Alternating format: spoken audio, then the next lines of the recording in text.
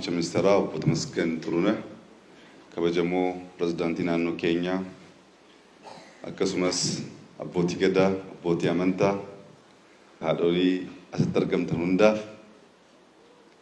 hunda dura haala kanaan ija uummata baay'ee jaallannu hawwii bara dheeraa booddee yeroo baay'ee karoorsinee gochuu hin dandeenye hawwii bara dheeraa booddee ijaaf ijaan isin arguu danda'uu kiyyaatti gammachuu natti dhaga'ame guddaa isin ibsuu barbaada.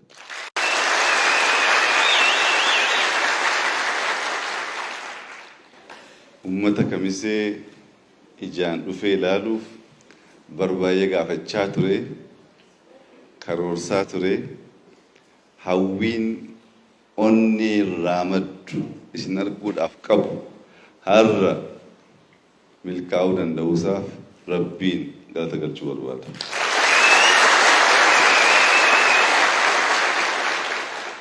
Har'aaf ergaa addaa isinii hin qabu. Ergaan kiyya isin arguu hawwee ture, dheebodhee ture, isin arguu waan hin danda'eef gammachuu natti dhaga'ame duwwaa isin barbaada. Uummanni kun uummata seenaa guddaa qabudha. Gootummaan, jaalalaan hojjetee buluun, ollaa nyaachisuuf, ollaaf nagaa kennuun uummata beekamudha.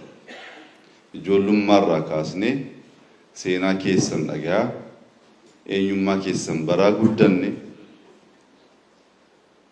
haala kanaan isin arguu danda'uun keenya waan guddaa yoo ta'e illee namoonni gariin hin yaadatu ta'a. Ramadaan 2-3 dhaamsa isin ergeen ture.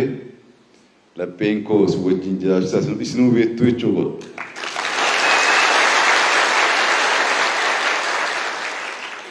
Har'a pirezidaantiin keenya obbo Araggaa Kabbada eega dhufan booddee kamisee dhufee uummata kiyya ilaaluu barbaada gaaffii jedhu kaaseefiin ture.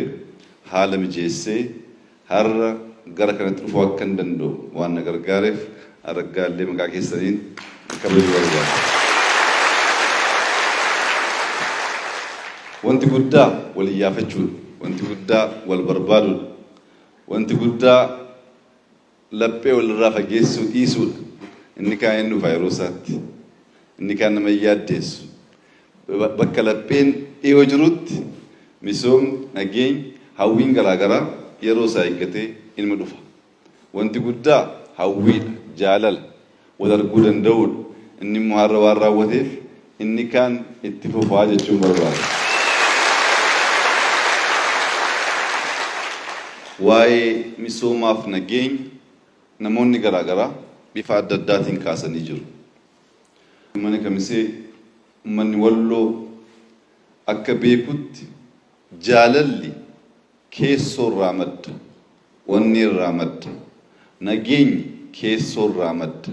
Namni keessoonsa nagaa hin qabaatin, namni keessoonsa jaalala hin qabaatin bakkee irraa bitachuu haa yaalu malee hin danda'u. Nageenya asii madda, keessaa madda. Jibbiinsi, tuffiin, ana maleen, of tuulummaan jiraannaan nageenya rakkisaa. Nageenyi isin keessaa madde kun naannoo kana guutuuf nagaa akka fiduuf akkuma aadaa keessanii, akkuma aadaa wallootti jaalala dursuun, nageenya dursuun, waliin jiraachuu dursuun, tokkummaadhaan badhaadhinatti adeemuudhaaf tattaafachuu, carraaquun aadaa keessanii ammas guyyaa guyyaan kan hin dagatamne kan isin wajjin jiraachuu qabu, kan biraallee kabarsiisuu qabdan akka ta'u dhaamsa koo dabarsaa. Kamiseen kaleessa tureera. Badara rakkoo bara hin danda'amne tokkummaa keessan eeggattee jiraattaniittu. Kana booddee misoomni dhufee ijoolleen keenya hundaa ol dhaloonni borii, dhaloonni ittaan jireenya gaarii jiraachuu akka danda'aniif irra deddeebinee bitaa mirgaan isin ilaaluudhaan hin yaallaa. Waliin taanee haa hojjennu, haa jabaannu, hin yaadda'inaa. Badhaadhinni biyya kanaa hin dhufa, jijjiiramni hin dhufa. Wanti yaadne hunda Rabbii waliin ilma milkaa. diinni hayaadu malee hatattaafatu malee nu dhaabuu hin dandeenye maaliif rabbiin nu wajjin jira waan ta'eef.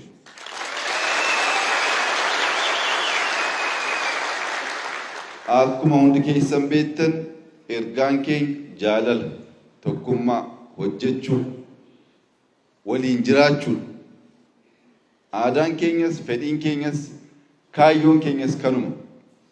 Karaa nagaaf jaalalaan dhufnee namoonni jaalala hin barbaanne, namoonni tokkummaa hin barbaanne, ana maleedhaan of guutaman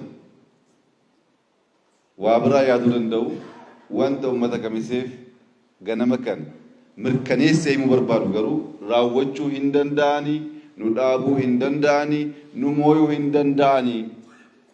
Itti yaannee qophoofneeti kan dhufne akka diqqaa miti. Shakkiif mamii of keessaa baasaa, tokkummaa keessan eeggadhaa, jaalala keessan eeggadhaa. Jaalalli walloo irraa maddu Itoophiyaa guutuuf waan ga'uuf. Akkaataa sanaan jabaadhaa.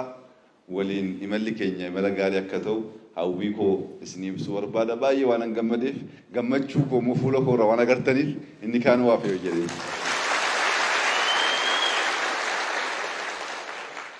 ዛሬ በጣም ደስ ብሎኛል። ከሚሴን ለማየት በብዙ ጓጓ ነበር። የከሚሴ ህዝብ በታሪኩ በፍቅሩ በባህሉ የሚታወቅ ነው። ለመጀመሪያ ጊዜ በአማራ ክልል ያላየሁት ብቸኛው ዞን የከሚሴ ዞን።